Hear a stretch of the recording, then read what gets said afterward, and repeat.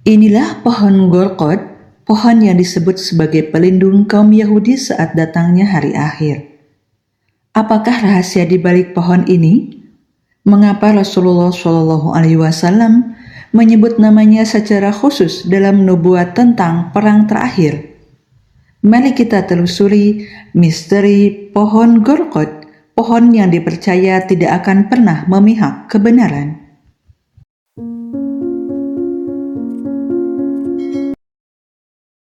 Assalamualaikum warahmatullahi wabarakatuh.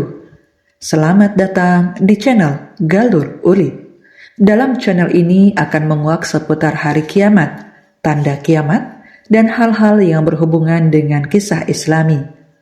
Mohon dukung channel kami dengan cara like, subscribe, komen, dan bagikan apabila bahasan kami bermanfaat. Dan sebelumnya kami sampaikan terima kasih kepada saudaraku atas kesempatannya. Semoga Allah Subhanahu wa Ta'ala memberikan kesehatan, rizki yang berlimpah, dan dimudahkan dalam segala hal. Amin ya Rabbal Alamin. Tak lupa, mari kita bersolawat kepada junjungan kita, Nabi besar Muhammad Sallallahu Alaihi Wasallam. Semoga kita mendapatkan syafaat dari beliau pada hari akhir kelak. Amin ya Rabbal Alamin. Di tengah padang pasir yang tandus, tumbuh sebuah pohon yang disebut-sebut dalam hadis Nabi Shallallahu Alaihi Wasallam. Pohon yang akan menjadi saksi bisu di akhir zaman, pohon yang akan berbicara ketika manusia dan makhluk tersembunyi saling berhadapan dalam perang terbesar dalam sejarah.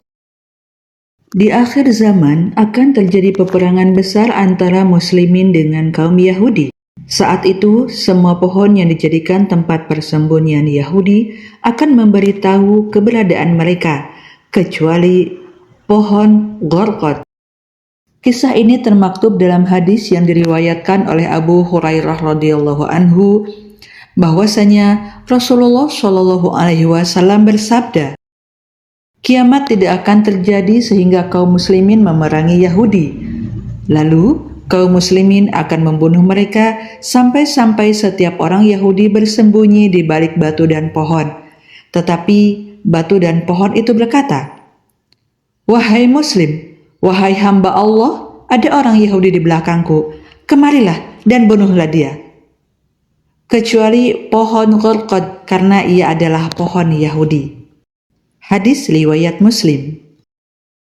Kemudian muncul pertanyaan, tanaman seperti apakah pohon Golkot itu?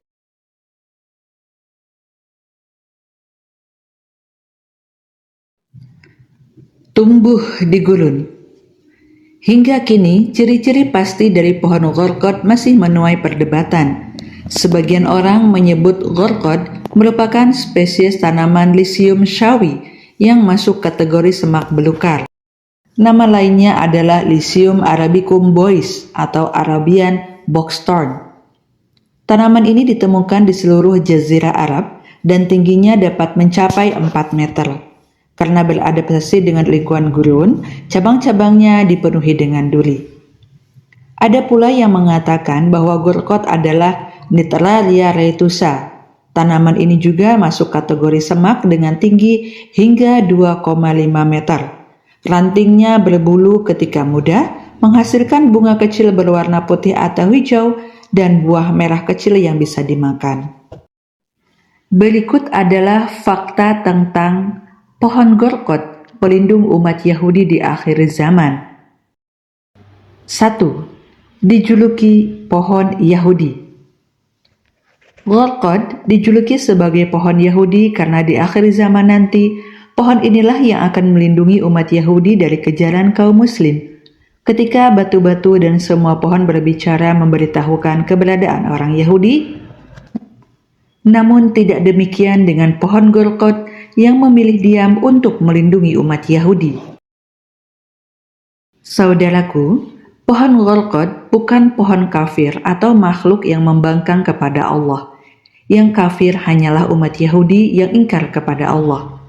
Golkot adalah makhluk Allah yang tunduk kepada kehendaknya. 2. Hadis pohon Gharqad masuk kurikulum sekolah di Israel. Pohon Gharqad sangat dikenal di kalangan Yahudi Israel, khususnya kalangan nasionalis ortodoks. Mereka memasukkan hadis-hadis Nabi tentang Gharqad ke dalam kurikulum SMA mereka, yang kemudian diinterpretasi oleh kalangan Islam sebagai bukti bahwa orang-orang Yahudi mengakui kebenaran hadis Nabi yang menubuatkan akhir nasib orang-orang Yahudi.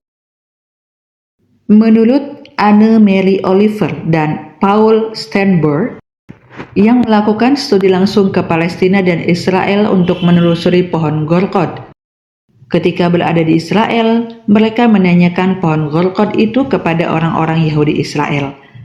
Saat ditanyai, orang Yahudi itu tersenyum sambil menatap serius seperti terbongkarnya sebuah rahasia.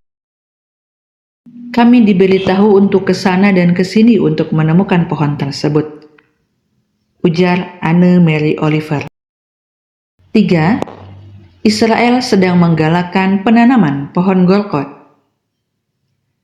Pemerintah Israel kini menggalakkan penanaman pohon Gharqad karena diyakini menjadi pelindung mereka di akhir zaman, sebagaimana pesan nubuah Rasulullah SAW. Pohon ini sudah mulai ditanam di hutan Yerusalem. Ada 5 lokasi utama seperti di Gunung Hermon yang telah ditanam Gharqad sekitar 900 pohon. Bahkan 5 juta pohon Gharqad akan ditanam pada tahun 2030. Setiap pohon Gharqad diperkirakan bisa menyembunyikan puluhan orang Yahudi.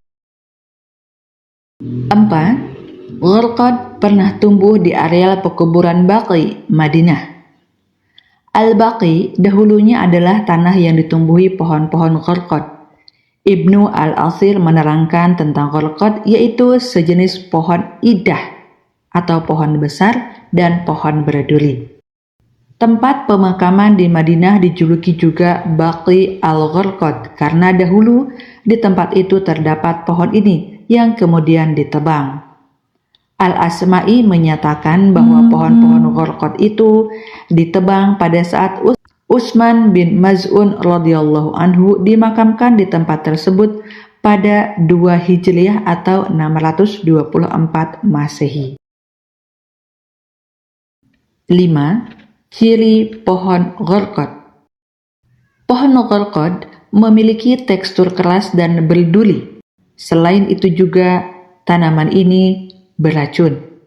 Akar pohon Gharqad mengeluarkan bulu dan duli. Imam An-Nawawi pernah berkata, Gharqad adalah sejenis pohon berduri yang dikenal di negeri Baitul Maqdis atau Palestina. Abu Hanifah Ad-Dinawari berkata, Gharqad sejenis pohon berduri dari spesies terung-terungan. Buahnya bulat seperti batu akik yang telah menjadi besar. Selain itu, disebutkan juga bahwa Gharqad adalah pohon yang tingginya antara 1-3 meter. Tergolong spesies terung-terungan. Batang dan dahannya berwarna putih. Mirip pohon Ausaj dari segi daunnya yang lunak dan dahannya yang berduri. Adapun bunganya yang berleher panjang lagi berbau harum, berwarna putih kehijauan. Buahnya berbentuk kerucut, namun dapat dimakan. Pohon ini mirip pohon cemara tetapi tidak tinggi. Pohon Gharqad adalah pohon yang mempunyai umur yang cukup panjang.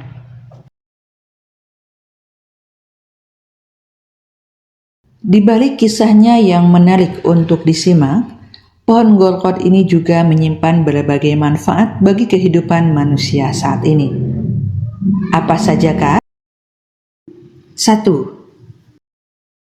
Antioksidan. Ekstrak daun Gharqad mengandung polifenol dan flavonoid yang merupakan komponen utama sebagai antioksidan. 2. Antihipoglikemia untuk hewan. Saudaraku, tidak hanya bermanfaat bagi manusia, Gharqad juga bermanfaat bagi hewan secara medis. Ekstrak daun Gharqad juga mengandung aloksan yang bermanfaat untuk menginduksi hiperglikemia pada hewan terutama tikus. Demikianlah bahasan kali ini, semoga bermanfaat. Terima kasih atas waktunya. Assalamualaikum warahmatullahi wabarakatuh.